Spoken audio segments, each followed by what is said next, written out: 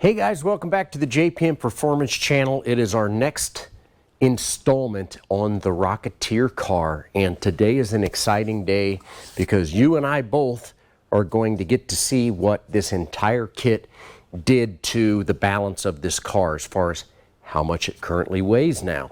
So I've got the car sitting here, I've got the scales set up, and we're going to do, this isn't going to be a very long one, but I wanted you guys to see that we're doing this together. So I've got the scales zeroed, and I'm simply going to jack the car up, one on each side, slide the scales under.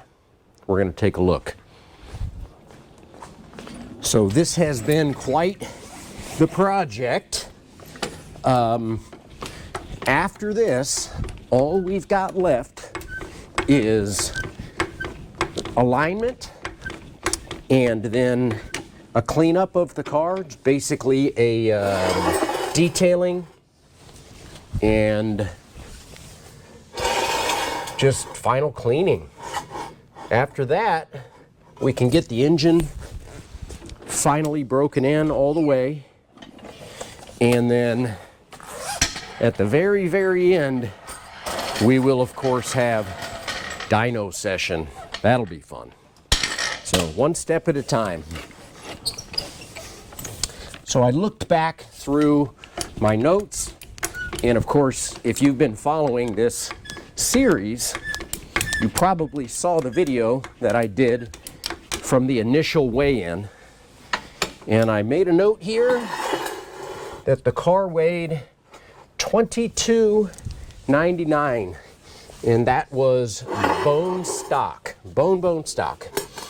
Now, we have done some other upgrades, such as you can see, the wheels.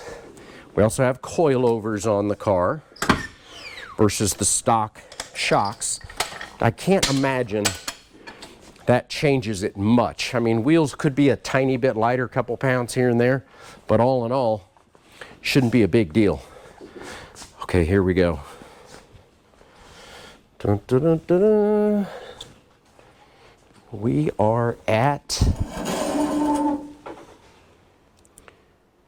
22.92. Wow. I'm actually shocked. You know, they claimed that you're not adding any weight to the car. And for those of you that maybe haven't been watching all of these videos, just to prove to you that this is not an imposter, this is the car that has been in the shop for close to 9 months now, running and driving. I've only driven it a mile, but the proof is in the pudding, as they say.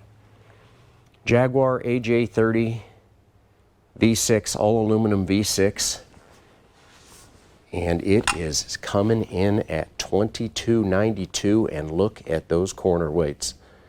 Wow. Okay, boy, I could not be happier with that. I've done some LS swaps over the years, and of course those have ridiculous horsepower, somewhat undrivable for most people. This is going to be cool. This is going to be nice. Hang in for the next installment, because we're going to be driving the car. We're going to be getting the car on the dyno. I knew that this was going to be cool. I think it's going to be actually cooler than I think. Thanks for watching, guys. Stay tuned for the next installment.